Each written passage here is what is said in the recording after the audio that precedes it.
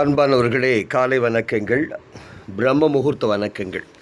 சரியாக 3:49 அதிகாலை.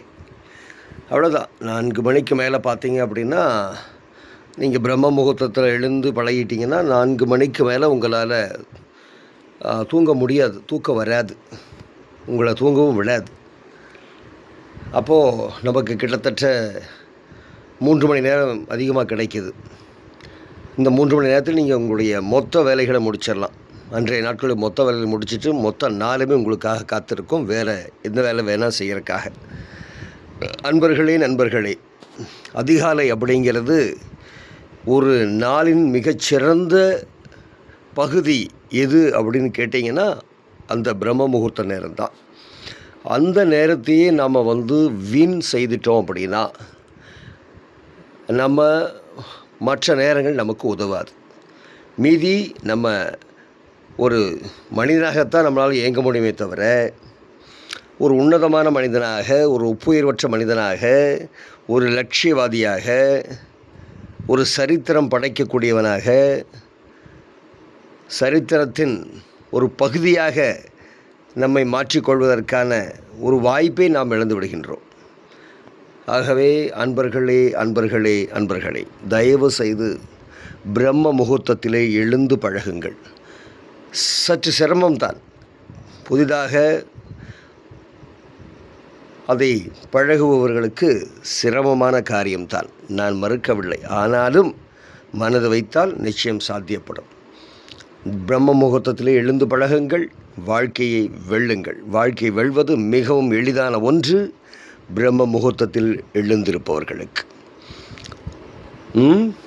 தயவு செய்து பிரம்ம முகூர்த்தத்தில் எழுந்து பழகுங்கள். ஏனென்றால் நம்முடைய உடம்பில் இருக்கக்கூடிய எல்லா உறுப்புகளும் உச்சகட்ட உற்சாகத்தில் அந்த காலகட்டத்தில் இருக்கும். மனம் தெளிவாக இருக்கும், தெளிவாக தெளிந்த நீரோடை போல இருக்கும். புத்தி, எண்ணம் எல்லாம் சரியாக வருகின்ற பொழுது, சொற்களும் சிந்தனைகளும் செயல்களும் நேர்கோட்டில் அமைகின்ற பொழுது, வாழ்க்கை வெல்வது கடினமான ஒன்றா என்ன, மிகவும் எளிதான காரியமாகிவிடும். நீங்கள் எதை நினைக்கிறீர்களோ அதை உங்களாலே சாதிக்க முடியும். எதை அடைய விரும்புகின்றீர்களோ அதை உங்களாலே அடைய முடியும்.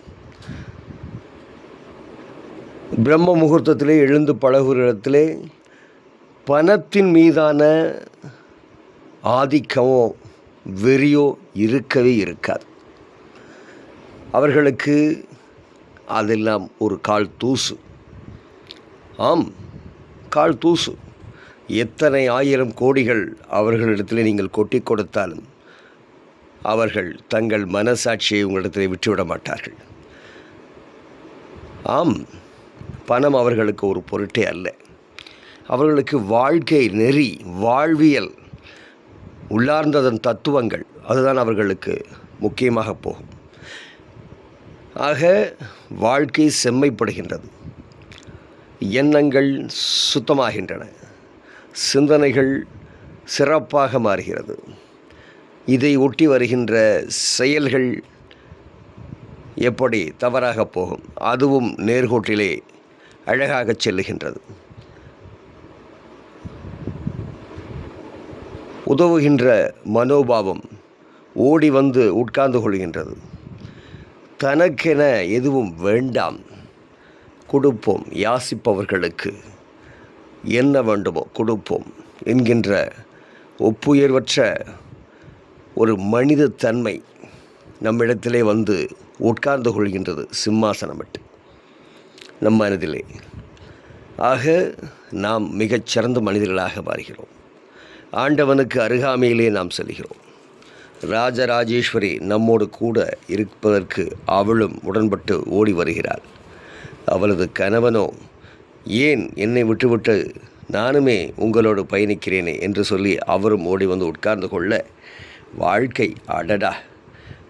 அடடா சுபிக்ஷமாக இருக்கும், சுந்தரமாக இருக்கும், ஆனந்தமாக இருக்கும், அற்புதமாக இருக்கும், உன்னதமாக இருக்கும், ஒப்புயர்வற்றதாக இருக்கும். என்ன சொல்ல?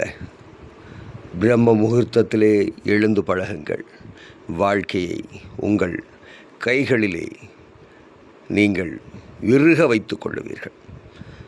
நன்றி, வணக்கம். நல்லதே விரும்பும் முருகானந்தன். ஜெயிப்ப நீ அந்த தொலைக்காட்சி சேனல் ஜெயிப்பனி அவசியம் பாருங்கள். நல்லதே விரும்பும் முருகானந்தன். நன்றி, வணக்கம்.